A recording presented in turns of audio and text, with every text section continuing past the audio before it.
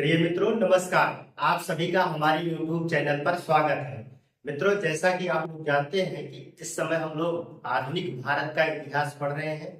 इसमें हम अब तक एक वीडियो अपलोड कर चुके हैं। हालांकि हमारे 2 वीडियो अपलोड हुए हैं, लेकिन एक जो आपका ये हमारा नए स्वतंत्र राज्यों से संबंधित था, उसका ये दूसरा वाला पार्ट है। एक वीडियो हमने उसमें अपलोड किया है, ये हमारा दूसरा पार्ट रहेगा।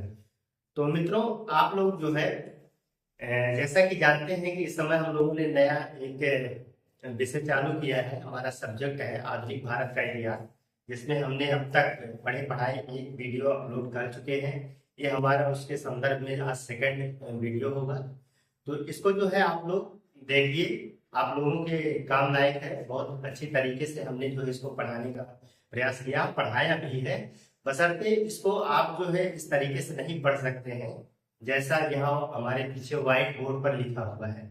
जब तक मैं इसकी व्याख्या नहीं कर दूंगा, तब तक आप लोगों को ये बात समझ में नहीं आएगी। तो इसके लिए सबसे पहले हमें इसकी व्याख्या करनी होगी, क्योंकि हमने इसको शॉर्ट फॉर्म में लिखा है, संक्षिप्त में लिखा है। जब इसको हम व्याख्यायित करेंगे, पूरा करेंगे, पढ़ाएंगे, आपको इसका वर्णन करेंगे, तभी बातें आपको समझ में आएंगी।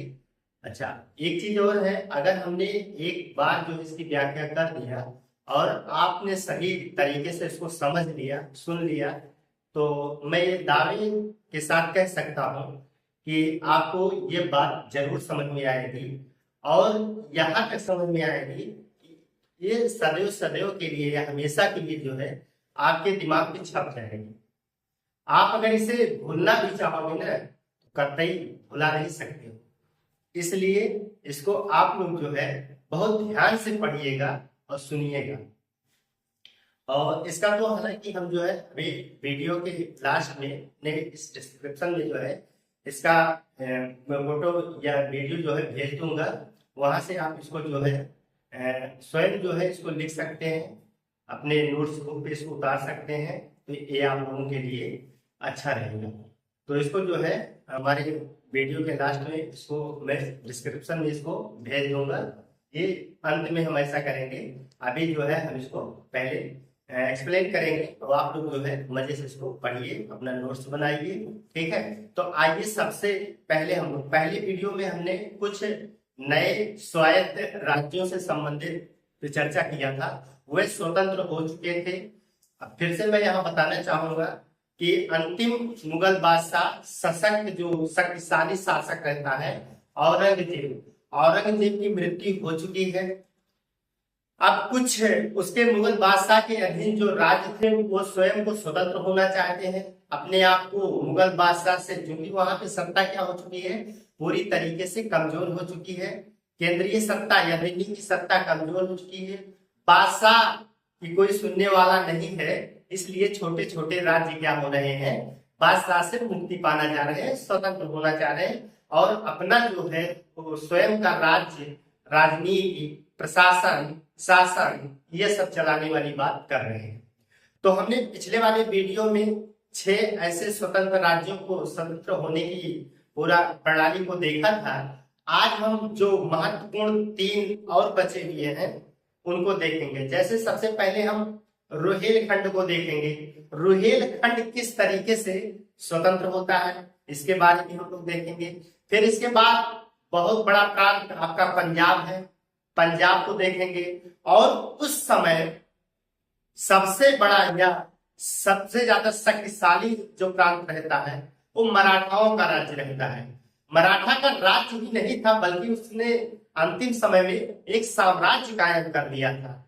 तो उस साम्राज्य को भी हम लोग देखेंगे किस तरीके से जो है वो मुगल सत्ता से स्वतंत्र होके, जहां एक तरफ मुगल खुद साम्राज्य बने हुए थे, वहीं वो टूटता है और उसके स्थान पे कहीं न कहीं जाके मराठा साम्राज्य कायम होता है।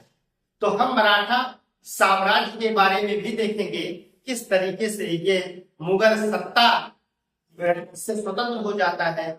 और अंततः हम देखते हैं कि मुगल सत्ता स्वयं जो है मराठा साम्राज्य की पेंशन भूमि बन जाती है। आपने देखेंगे कि इसमें बादशाह खुद ही जो है मराठा उसको पेंशन पे दे देंगे, उसको पेंशन देंगे, ठीक है। तो इस आधार पे और युद्ध में देखेंगे आप बहुत बार जो है मराठाओं ने भी मुगल मुगल साम्राज्य मुगल बादशाह की मदद किया है, इस चीज को भी देखेंगे। तो इससे जाहिर हो जाता है कि मराठा कितना सशक्त हो चुके थे। तो इस चीज को हम लोग देखने वाले हैं। तो आइए आज हम मुख्य रूप से 3 इन स्वतंत्र या स्वायत्त राज्यों के बारे में चर्चा करेंगे। हालांकि अगर हम इसको चर्चा कर लेंगे तो ये हमारा जितने भी राज्य थे 9 राज्य हो जाएंगे। लास्ट वाले मतलब इसके पहले जो हमने वीडियो बनाया था उसमें 6 और ये 3 तो 9 स्वतंत्र राज्य हो जाएंगे, ठीक है। तो इन चीजों को हम लोग जो है तीनों राज्यों को और समझ लेते हैं। हालांकि ये राज्य जो है काफी बड़े हैं, तो इनको जो है रोहिलखंड थोड़ा सा छोटा है, इसके बाद पंजाब और मराठा जो है वो थोड़ा बड़े हैं, तो इनको समझना पड़ेगा, ठीक है। तो सबसे पहले हम जो चर्चा करते हैं, यहाँ पे हम नंबरिंग ऑलरेडी कर दिए हैं। नंबर 1 पे हम जो है रोहिलखंड को पढ़ेंगे, सेकंड नंबर पे हम पंजाब को पढ़ेंगे, यहाँ पंजाब है। इसके बाद हम तीसरे नंबर पे जो है मराठा को पढ़ेंगे। तो हमने यहाँ पे देखिए ब्लू पेन से लिखा है ताकि इनको जो है आपस में मिल ना सके, हमने इनको जो है अलग कलर से दिखा दिया है। यहाँ हमने जो है पूरा मराठा जो ब्लैक पे देख रहे हैं आप लोग, ये पूरा मराठा से संबंधित हमने पॉइंट्स निकाले हैं। यहाँ पे हमने रोहिल्खंड से संबंधित निकाला है और ये रेड वाला बॉर्डर जो आप देख रहे हैं पूरा पंजाब हमने दिखाया, ठीक है। तो हालांकि हम इसको पूरी तरीके से रेड में भी दिखा देते हैं ताकि जो है इसमें कोई कंफ्यूजन आपको ना रहे। ये पूरा पार्ट जो है आप देख रहे हैं, ये पूरा जो है यहाँ से ये पंजाब वाला पार्ट रहेगा, ठीक है। इतना पंजाब हो जाएगा। तो मित्रों हम लोग स्टार्ट करते हैं। सबसे पहले जो है देखते हैं रोहिलखंड, ठीक है। तो हमने यहाँ पे एक भारत का मैप बनाया है, उसको रेड कलर से बनाया है, आप लोग देख रहे होंगे, ठीक है। तो यहाँ पे हमने जो है इसकी भी बाउंड्री जैसा कि हम लोग बना दिए हैं, यहाँ पे जो है थोड़ा कट के दिखाए हैं कि मतलब ये रोहिलखंड वाला क्षेत्र है। वर्तमान में उत्तर प्रदेश में आप देख रहे होंगे कि जो उत्तर पश्चिम में स्थित है, उत्तर पश्चिम में उत्तर प्रदेश का सिरा है, जहाँ पे वर्तमान में आप देखेंगे बरेली, रामपुर, ये सब वाला क्षेत्र है, उसी को रोहिलखंड कहा जाता है। ध्यान दीजिएगा, रोहिलखंड जो बरेली वाला क्षेत्र और रामपुर वाला क्षेत्र है, उन सभी को जो है रोहिलखंड कहा जाता है। तो वो कहा जाता है रोहिलखंड। ये सब याद रखिएगा, रोहिलखंड, बघेलखंड, बुंदेलखंड, ठीक है। तो इन सबको याद रखना पड़ेगा। तो नंबर 1 पे अगर हम बात करें रोहिलखंड का संस्थापक कौन होता है, यहाँ देखिए रोहिलखंड का संस्थापक अली मोहम्मद खान है। कौन है? तो अली मोहम्मद खान जो है वो रोहिलखंड का संस्थापक रहता है। इसने अपनी राजधानी को जो है आंवला में स्थापित किया था, या आंवला को बनाया। अब आंवला कहाँ है? आंवला खाने वाला आंवला नहीं है, आंवला बरेली में जो है एक स्थान का नाम है आंवला, ठीक है। अब आप कमेंट करके बताएंगे आंवला और किसके लिए प्रसिद्ध है, ठीक है। ये आंवला क्षेत्र किसके लिए प्रसिद्ध है, थोड़ा हम हिंट दे रहे हैं, उर्वरक के लिए है, ठीक है। तो उसको बताइए कौन से उर्वरक की फैक्ट्री यहाँ लगाई गई है। तो बाद में जो है आप देखेंगे इसकी राजधानी रामपुर ट्रांसफर कर दिया जाता है या रामपुर स्थापित कर दिया जाता है। पहले राजधानी की आंवला में थी, ठीक है। इसके बाद जो है अली मोहम्मद खान की मृत्यु हो जाती है। अली खान मोहम्मद की क्या हो जाएगी? मृत्यु हो जाएगी। और मृत्यु के बाद जो है इनके या नेता जो होगा, जो नेतृत्व करेगा, वो हाफिज रहमत खान, ठीक है। हाफिज रहमत खान जो है नेतृत्व इसके अधीन आ जाएगा। जब इसके अधीन में नेतृत्व आ जाता है तो इस समय जो है काफी भय है। नेता जो ये नेतृत्व करता है हाफिज रहमत खान है, इसको भय किस बात का है? देखिए इधर से जो है भय इसको दिल्ली से है। आप देखेंगे यहीं पे दिल्ली है, सटा हुआ एकदम समझ लीजिए, ये पे दिल्ली है, ठीक है। दिल्ली का इसको भय है। अवध, ठीक है, हमने कल ही बताया था ये पूरा क्षेत्र किसका था? अवध वाला क्षेत्र है। अवध का इसको भय है। और साथ ही साथ जो है यही दिल्ली के इर्द गिर्द जो है आप देखेंगे कि जाट लोग रहते हैं, ठीक है, जाट रहते हैं, जाटों का भी इनको भय है, ठीक है, इनको जाटों का भय है। तो इनको जो है दिल्ली से भय लग रहा है, जाटों से भय लग रहा है और अवध से भय लग रहा है। इन सभी से इनको डर है और सबसे बड़ा डर इनको किसको सताया जा रहा है, मराठाओं का डर है, ठीक है। मराठा इनके ऊपर आक्रमण कर सकते हैं, मराठाओं का इनपे सबसे ज्यादा भय है। इन सबसे ज्यादा भय जो है मराठाओं से है। तो इनका संघर्ष जो है इन तीनों से चलता रहता है, लेकिन मराठा सबसे ज्यादा डरावने होते हैं इनके लिए, ठीक है। तो रुहेलखंड के जो नेता है, जो नेतृत्व करता है हाफिज रहमत खान, तो ये क्या करते हैं, अवध से एक संधि कर लेंगे, ठीक है।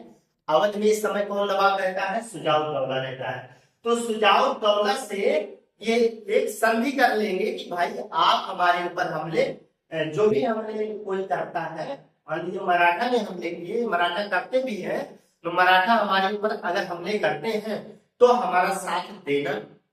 तो अवध का नवाब कहता है तो भाई बदले में हमको क्या मिलेगा, हम आपका अगर साथ देंगे तो बदले में हमें क्या मिलेगा।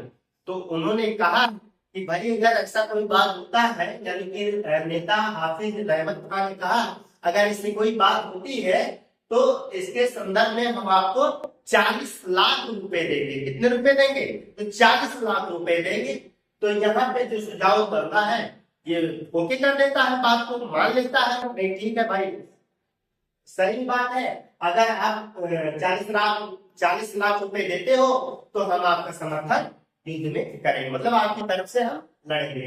मराठाओं ने आक्रमण कर दिया, मराठाओं ने क्या कर दिया, आक्रमण कर दिया। और आक्रमण के समय जो है अवध के नवाब सुजाउद्दौला ने संधि के मुताबिक या संधि के हिसाब से जो है इन्होंने रुहेलखंड के नेता हाफिज रहमत खान को मदद किया।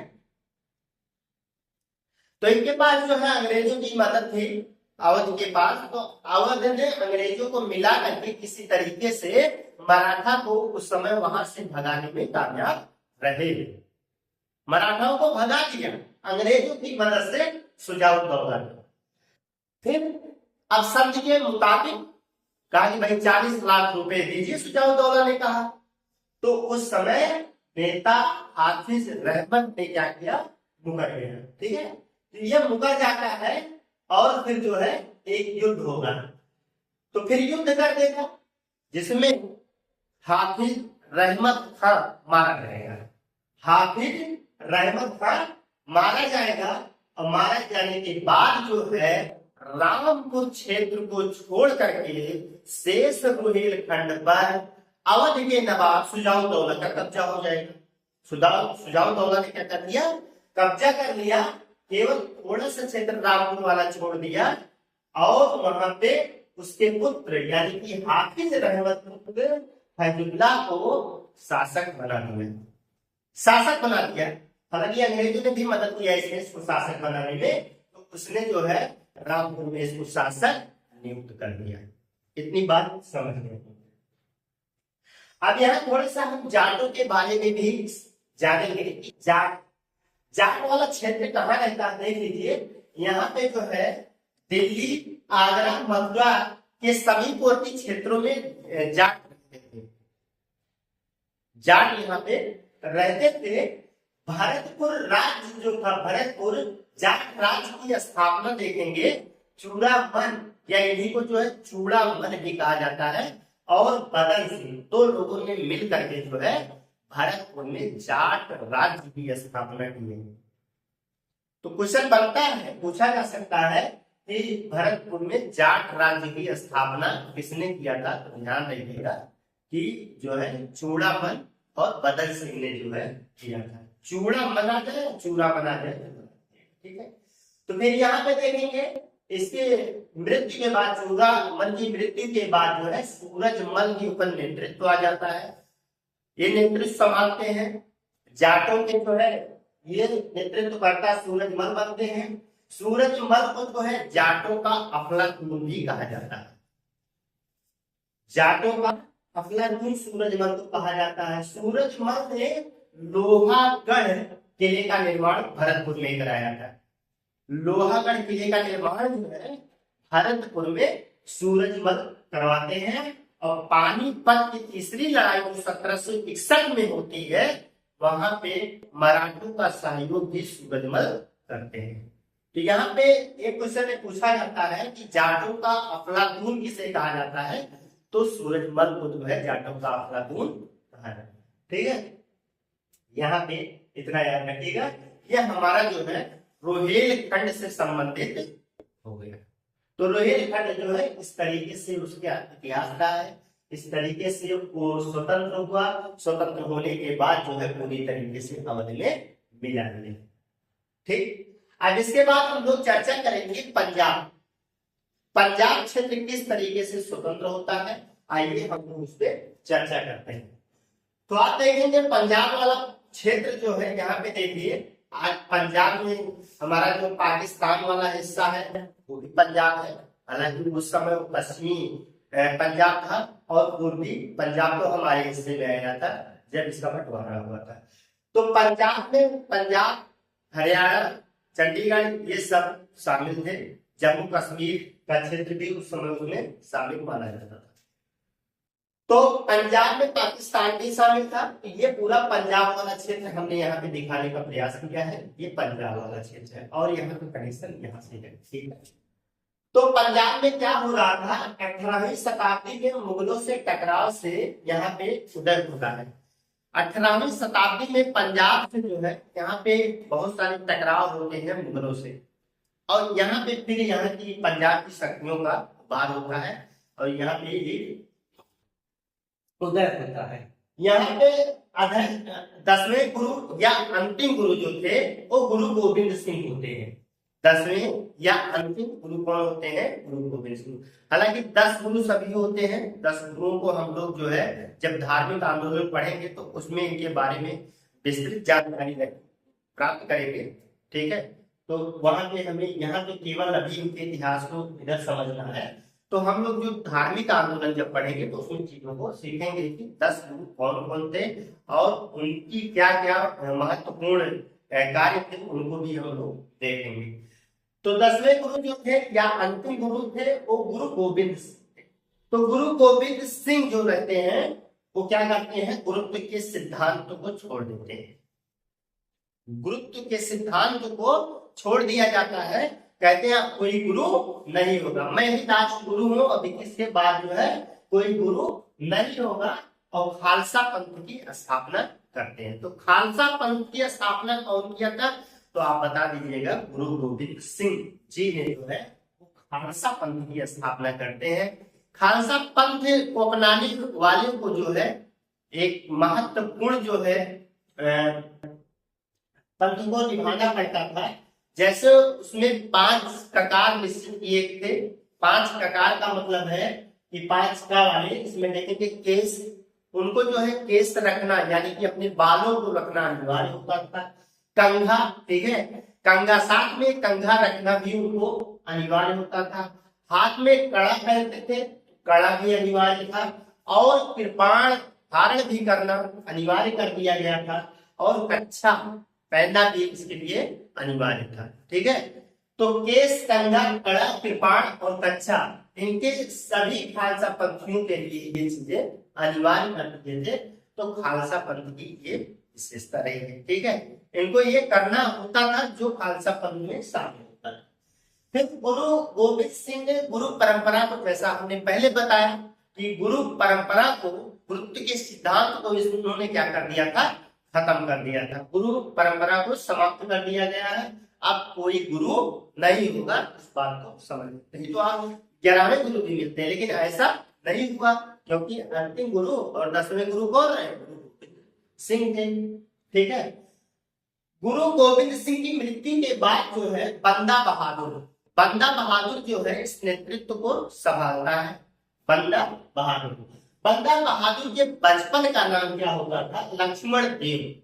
पूछा जा सकता है कि बंदा बहादुर के बचपन का नाम क्या था, तो लक्ष्मण देव। लेकिन उनके अनुयायी जो थे उनको सच्चे बादशाह के नाम से पुकारते थे। उनके जो अनुयायी होते थे उन्हें सच्चे बादशाह के रूप में पुकारते थे या बुलाते थे, कहा जाता था। ठीक है, इनका जो क्षेत्र होता था, इस सतलज और यमुना के दोआब के बीच का जो क्षेत्र था, ये का क्षेत्र होता था। ठीक है, गुरु नानक और गोविंद सिंह के नामों से इन्होंने सिक्के ढलवाए। बंदा बहादुर ने गुरु नानक और गुरु गोविंद सिंह, पहले गुरु और लास्ट वाले गुरु, इन दोनों के नाम से सिक्के को ढलवाया चालू हुए। ठीक है, बंदा बहादुर देखेंगे 1716 में फर्रुखिया 1716 में, ठीक है, 1716 में फर्रुखिया ने बंदा बहादुर और उनके पुत्र की हत्या करवा देता है। बंदा बहादुर और उनके पुत्र की हत्या फर्रुखिया ने करवा दिया। ठीक है, तो इसके बाद क्या होता है, थोड़ी शून्यता आ जाती है सिखों में थोड़ी सी शून्यता आ जाती है, गैपिंग हो जाता है। हालांकि जब थोड़ा सा बीच में हम देखते हैं कि मुगल साम्राज्य पे आफत आने लगती है। आफत का मतलब क्या होगा कि नादिर शाह का आक्रमण हो जाता है। नादिर शाह, आपने देखा कि 1739 में आक्रमण किया रहता है, नादिर शाह का आक्रमण हो जाता है। फिर आप देखेंगे कि समय मुगलों में कुछ अक्षमता पैदा हो गई है, असमर्थता आ गई है, उनमें कुछ कमजोरियां दिखाई पड़ने लगी हैं, तो ये भी यहाँ पे देखने को मिलेगा। अब्दाली में लगातार आक्रमण हो रहे हैं। ठीक है, अब्दालियों के आक्रमण, अहमद शाह अब्दाली भी बराबर आक्रमण कर रहा है, तो इस वजह से यहाँ पे मुगल सत्ता में काफी कमजोरी आ जाती है, कमजोर हो जाते हैं। हालांकि कमजोर तो होते जा ही रहे थे और कमजोर हो रहे थे। ठीक है, तो इसका फायदा उठा करके, इस कमजोरी का या इस अक्षमता का जो है फायदा उठा करके फैजलपुर के कपूर सिंह रहते हैं, उन्होंने दल खालसा की स्थापना, दल खालसा की स्थापना करते हैं। तो दल खालसा का मतलब होता है कि इन्होंने कुछ किसानों को संगठित किया और संगठित करके जो है इन्होंने एक संगठन दल खालसा को बनाया। दल खालसा में ये जो भी निर्णय करते थे, इससे दल खालसा के जो भी कमेटी होती थी, जो भी निर्णय करते थे, वो सामूहिक रूप से निर्णय लिए जाते थे। यानी कि कहने का मतलब ये हुआ कि सभी लोगों की बातें सुनी जाती थी और सभी के मत के अनुसार जो है वो निर्णय लिया जाता था। गुरुमत्ता यहाँ पे अपनाई जाती है, यानी कि गुरु, यहाँ पे जो भी निर्णय होता था उसको गुरुमत्ता यानी कि गुरु का प्रस्ताव कहा जाता था। गुरुमत्ता का मतलब क्या होता था, गुरुमत्ता का मतलब होता है गुरु का प्रस्ताव। ठीक है, उसे गुरु का प्रस्ताव कहा जाता था। उस पर जो है सामूहिक निर्णय होता था, फिर उसके हिसाब से कार्यों को संचालित किया जाता था। ठीक, इसके बाद कपूर सिंह की मृत्यु के बाद जो है नेतृत्व तो जो है जस्सा सिंह अहलूवालिया के ऊपर आ जाता है। जस्सा सिंह अहलूवालिया के ऊपर जो है यह नेतृत्व तो आ जाता है अब पूरे सिख समाज को लेकर चलने की। ठीक है, तो इन्होंने जो है 12 मिसलों की स्थापना करते हैं। कितने मिसल? 12 मिसल बनाए, 12 मिसल की स्थापना करते हैं। और साथ ही साथ जो है इन्होंने राखी प्रथा की स्टार्टिंग की। राखी प्रथा से यहाँ से हाथ में आज की राखी बांधने वाले से नहीं, ठीक है। राखी प्रथा का मतलब था कि जो है यहाँ इस पूरे खालसा पंथ को चलाने के लिए, खालसा पंथ चल रहा, ठीक है, खालसा पंथ को चलाने के लिए, इस व्यवस्था को चलाने के लिए ये दल खालसा को चलाने के लिए जो है भाई धन की जरूरत पड़ती थी। ठीक है, तो ये राखी प्रथा का मतलब था कि जो भी उस क्षेत्र को मानते थे, मानने वाले थे, उनकी सुरक्षा की ये लोग जिम्मेदारी लेते थे। बाहरी आक्रमणों की जिम्मेदारी लेते, अगर कोई बाहरी आक्रमण करेगा तो ये उस क्षेत्र की सुरक्षा की जिम्मेदारी लेते थे दल खालसा वाले। ठीक है, तो जिम्मेदारी लेते थे, तो जिम्मेदारी के बदले जो है इनको, उन लोगों को, उस क्षेत्रवासियों को अपनी उपज का 1/5 भाग जो है दल खालसा को देना पड़ता था। तो ये राखी प्रथा थी। ये कौन सी प्रथा होती थी? राखी प्रथा होती थी। राखी प्रथा में जो है 1/5 भाग, जितना उपज होता था उसका 1/5 भाग जो है वो दल खालसा को देना पड़ता। 12 मिसलों में से एक मिसल सुगर चकिया मिसल थी। 12 मिसलों में से एक मिसल सुगर चकिया मिसल थी और इन्हीं सुगर चकिया मिसल का संबंध जो है रणजीत सिंह से था। रणजीत सिंह जो है इसी मिसल से संबंधित थे। रणजीत सिंह को शेर पंजाब भी कहा जाता, तो शेर पंजाब इनको कहा जाता है। लाहौर को इन्होंने अपनी राजधानी बनाया था। रणजीत सिंह ने अपनी राजधानी किसको बनाया? लाहौर को बनाया था। इन्होंने ही शाह शुजा से कोहिनूर हीरा प्राप्त किया था। शाह शुजा से जो है ये कोहिनूर हीरा प्राप्त करते हैं। तो इतनी बातें जो है हम लोग जो है पंजाब से संबंधित चीजों को सीखा। ठीक है, इतनी बातें जो रही वो पंजाब से संबंधित रही। इस तरीके से पंजाब जो है अब सीधे रणजीत सिंह के कब्जे में आएगा। अब हम इसको यहीं पे पंजाब के इस पार्ट को हम लोग यहीं पे विराम रखेंगे। फिर इसके बाद हम रणजीत सिंह की कहानी को आगे पढ़ेंगे। हालांकि अब जो है इसके बाद हम तीसरे नंबर पे यहाँ मराठाओं को भी देखेंगे। ठीक है, मराठा सबसे शक्तिशाली रहते हैं इस समय। ठीक है, मराठा जो है बहुत ही शक्तिशाली है। तो मराठा जो है ये भी स्वतंत्र हो जाते हैं पूरी तरीके से मुगल सत्ता से। तो इस चीज को हम देखेंगे किस तरीके से ये लोग स्वतंत्र होते हैं। आइए, हालांकि बहुत पेचीदा है इसलिए इसको आप लोग ध्यानपूर्वक समझिए। ठीक है, जहां तक हम चलेंगे वहां तक जो है इसको बहुत ध्यान से समझेंगे तो समझ में आएगा। देखिए क्या होता है कि जब औरंगजेब का कार्यकाल रहता है, औरंगजेब के समय ही साहू जी को उसने गिरफ्तार करके जेल में बंद कर दिया था, बंदी बना दिया था साहू। अब साहू जी कौन होते हैं? साहू जी जो थे वो शिवाजी के पौत्र थे। साहू जी शिवाजी के पौत्र थे और उनको जो है औरंगजेब ने बंधक बना दिया। औरंगजेब की मृत्यु 1760 में हो जाती है। उसके बाद जो है वहां पे बहादुर शाह प्रथम शासक बनता है, मुगल बादशाह। मुगल बादशाह कौन बनता है? बहादुर शाह प्रथम। बहादुर शाह प्रथम जब मुगल बादशाह बनता है तो वो साहू जी को रिहा कर देता है, मुक्त कर देता है, आजाद कर देता है। साहू जी आजाद हो जाते हैं। आजाद होने के बाद जो है ये सतारा को अपना केंद्र बनाते हैं।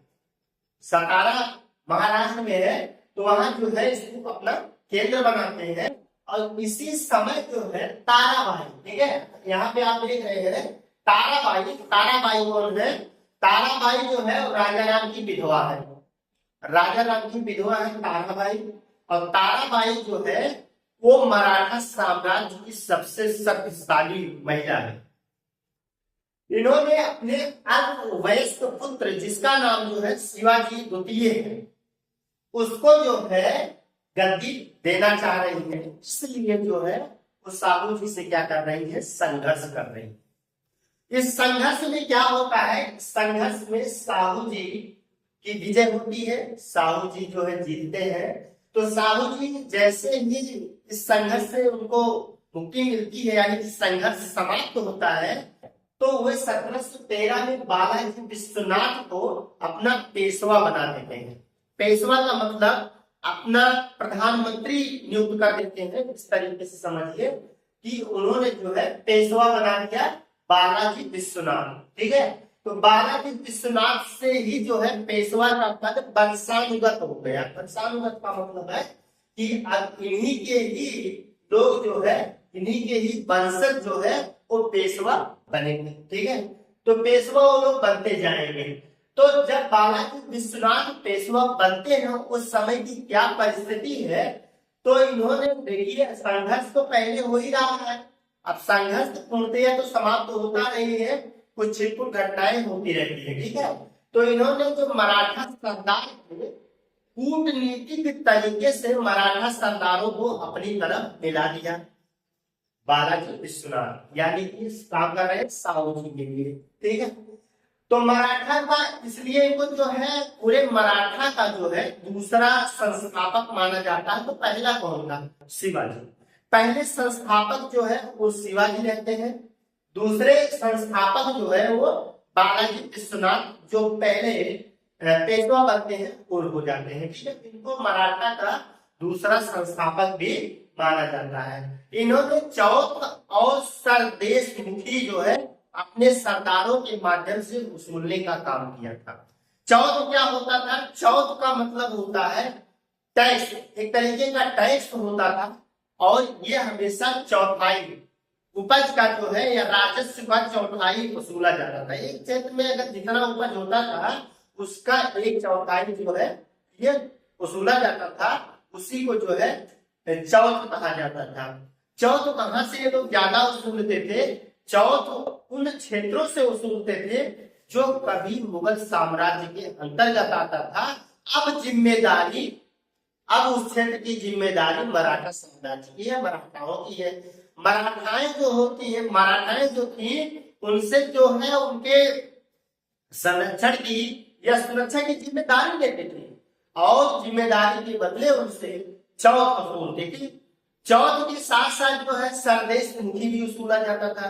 कहा जाता है कि सरदेश मुखी क्या होता था? एक अतिरिक्त टैक्स होता था, एक अतिरिक्त टैक्स होता था जिसमें शायद बताया जाता है कि 10% ज्यादा वसूल, यानी कि सरदेश मुखी का जो है चौथ का जो है वो 10% वसूला जाता था। ठीक है, चौथ का 10% सरदेश मुखी अतिरिक्त टैक्स होता था, ऐसा लिखा गया है, ऐसा बताया गया है कि उसका जो है 10% अतिरिक्त वसूला जाता था।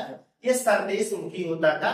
ये हमेशा जो है उन क्षेत्रों से वसूला जाता था जो क्षेत्र कभी मुगल बादशाह के या मुगल साम्राज्य के कब्जे में थे, लेकिन अब जो है वो मराठा साम्राज्य के अंतर्गत आते हैं और उनपे इनका अधिकार होता था। तो इनकी सुरक्षा, उन सभी की सुरक्षा भी करनी होती थी, तो उन सुरक्षा के बदले में जो है एक चौथ वसूला जाता था।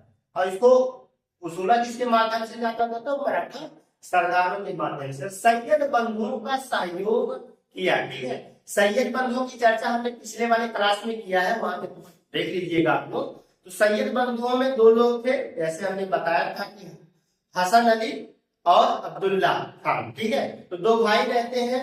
इन दोनों भाइयों की मदद जो है एक प्रथम पेशवा बालाजी विश्वनाथ करते हैं।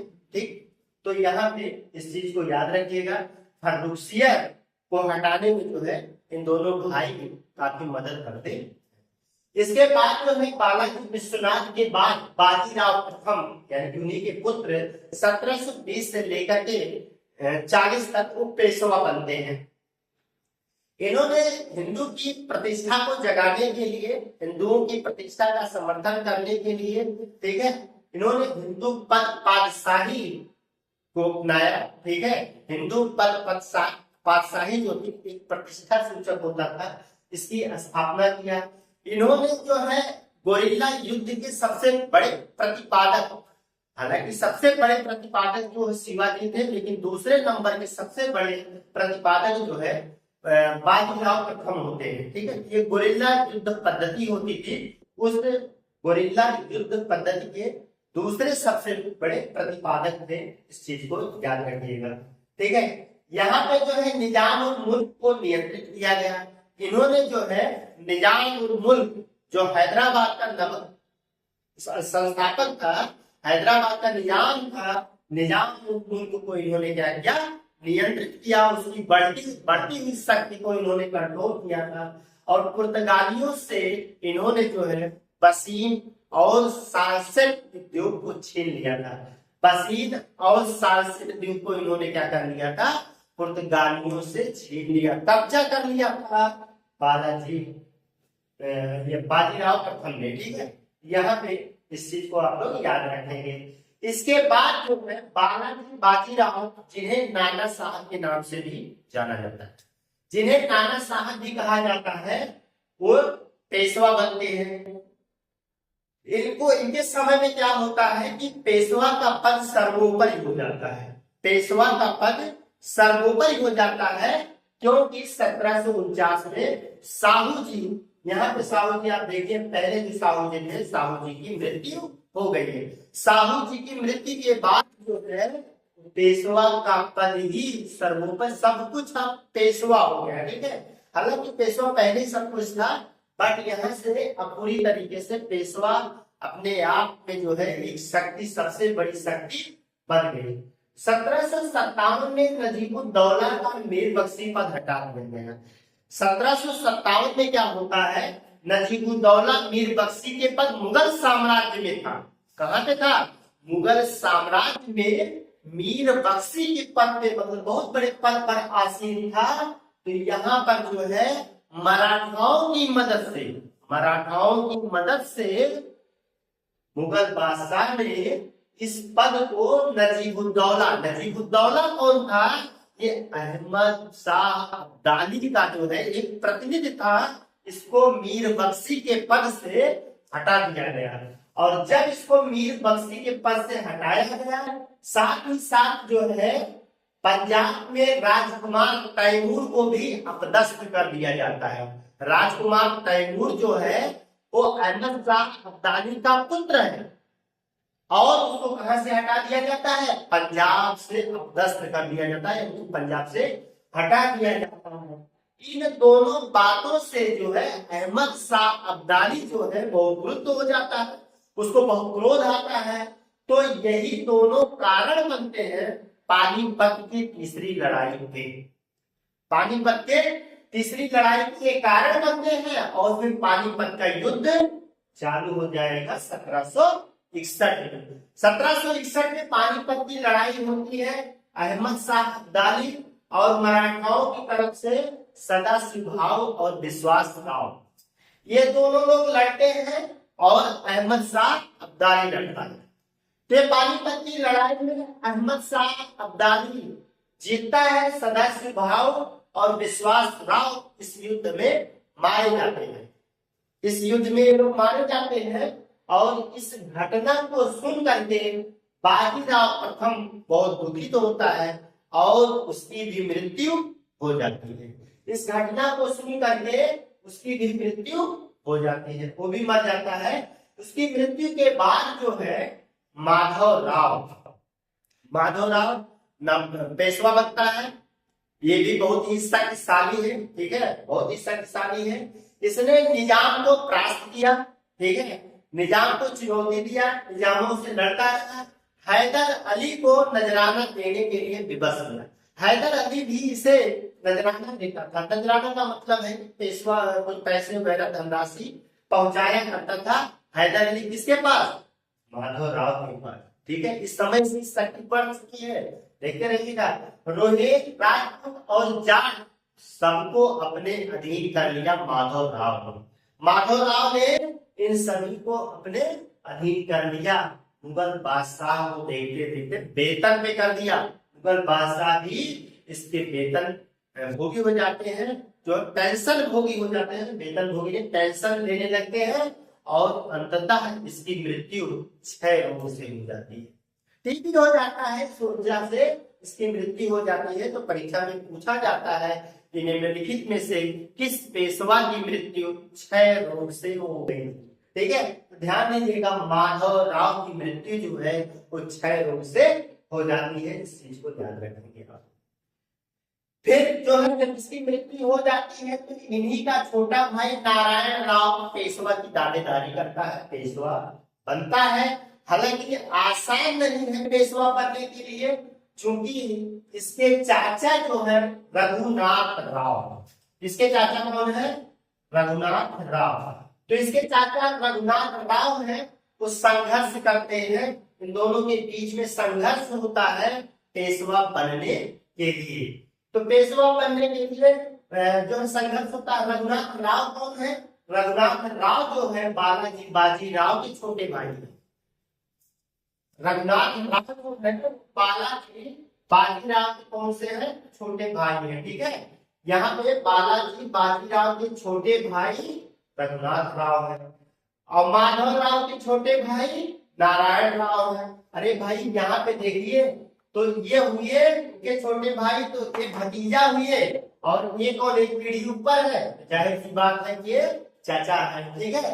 ये चाचा है, ये भतीजा है, दोनों में संघर्ष होता है, और संघर्ष के बाद जो है नारायण राव जो है उनकी हत्या कर दी जाती है रघुनाथ राव। इसी संघर्ष में क्या किया जाता है, नारायण राव की हत्या कर देते हैं रघुनाथ राव।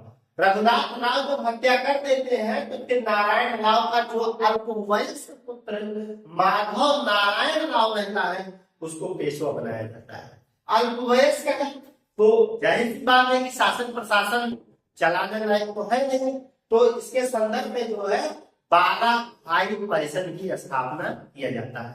12 भाई परिषद ही जो है इसके शासन इसी के माध्यम से चलाया जाएगा और इसका प्रमुख जो बनाया जाता है नाना फडणवीस को बनाया जाता है। ठीक है, तो 12 भाई परिषद का जो प्रमुख होता है वो नाना फडणवीस को बनाया जाता है और नाना फडणवीस के ही नेतृत्व में जो है 12 भाई परिषद चलती है और जो माधव नारायण राव है इसको पेशवा बना रहता है, यही पेशवा रहता है। ठीक है, इसी बीच देखेंगे कि उत्तर में जो सिंधिया है वो आगे सिंधिया रहते हैं।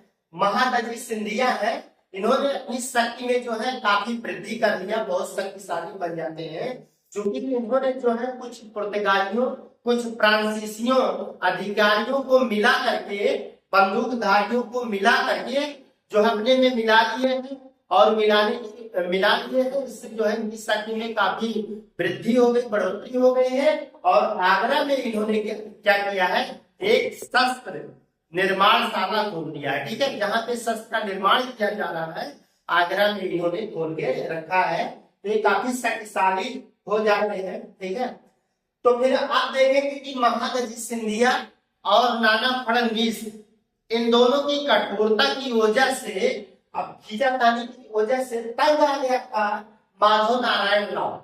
माधव नारायण राव इतना तंग आ गया कि इसको जो है आत्महत्या करने के लिए मजबूर होना पड़ा। ये लोग इतना कठोर हो गए थे इसके प्रति ना, इसको आत्महत्या करना पड़ा।